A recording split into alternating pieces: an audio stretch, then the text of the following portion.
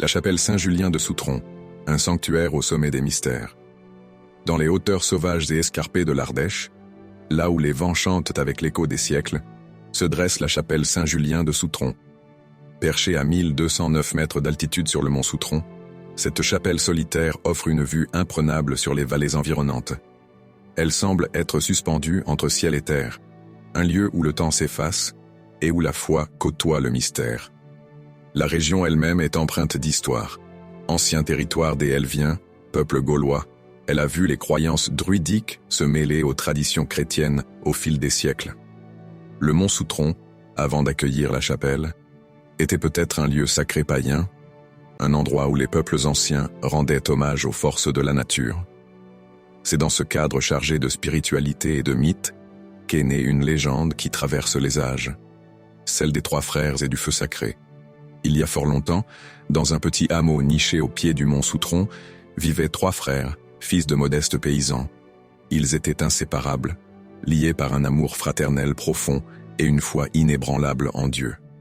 Pourtant, chacun d'eux ressentait un vide dans son cœur, une sorte d'appel qu'il ne pouvait ignorer. Ce vide se manifesta un jour de façon mystérieuse.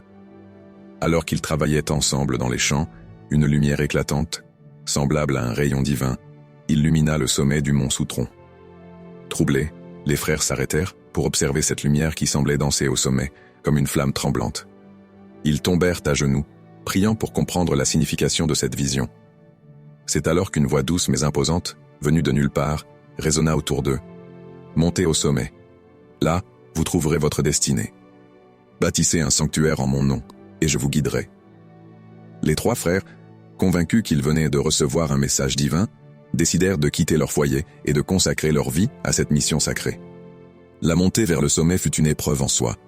Le mont Soutron, avec ses pentes abruptes et ses forêts épaisses, semblait vouloir tester leur détermination. Chaque pierre qu'ils transportaient pour construire la chapelle était un fardeau lourd, mais leur foi leur donnait la force de continuer.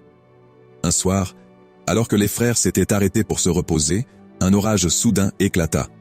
Les éclairs zébraient le ciel, et le tonnerre semblait secouer la montagne elle-même. Ils regardèrent avec inquiétude les nuages sombres s'amasser au-dessus de leur chantier. Soudain, un éclair frappa la forêt voisine, déclenchant un incendie colossal. Les flammes, dévorant les arbres avec une voracité surnaturelle, commencèrent à se rapprocher du site de construction. Les frères, terrifiés, tombèrent à genoux, priant Saint Julien pour sa protection. Alors que les flammes semblaient sur le point d'atteindre leurs pierres, un miracle se produisit. Le feu s'arrêta net, comme s'il avait rencontré une barrière invisible. Les flammes dansèrent autour du sanctuaire en cours de construction, mais ne touchèrent ni les pierres ni les frères. Le feu finit par s'éteindre de lui-même, laissant derrière lui un cercle de cendres parfait autour du site. Les frères, émerveillés, virent dans ce miracle la confirmation que leur mission était bénie. Mais ce n'était pas la fin de leurs épreuves.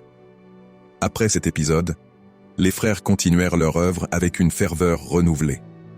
Lorsque la chapelle fut enfin achevée, ils organisèrent une prière collective pour la bénir. Ce soir-là, un événement inexplicable se produisit. Une flamme jaillit spontanément de l'autel de pierre qu'ils avaient construit, une flamme douce et lumineuse qui ne dégageait ni chaleur excessive ni fumée. Cette flamme semblait vivante. Elle dansait doucement, projetant des ombres mystérieuses sur les murs de la chapelle. Les habitants des villages environnants, attirés par les récits des frères, vinrent voir ce miracle par eux-mêmes. La flamme, surnommée le feu sacré de Saint Julien, devint un symbole de protection divine. On disait qu'elle ne s'éteignait jamais et qu'elle possédait des pouvoirs curatifs. Les malades venaient s'agenouiller devant elle, espérant retrouver la santé. Les voyageurs perdus trouvaient leur chemin grâce à sa lumière, visible depuis les vallées environnantes. Avec le temps, les trois frères disparurent. Certains disent qu'ils furent emportés par un ange, leur mission accomplie. La flamme, elle, continua de brûler, mais un jour, elle disparut soudainement, aussi mystérieusement qu'elle était apparue. Aujourd'hui, la chapelle Saint-Julien de Soutron reste un lieu de pèlerinage.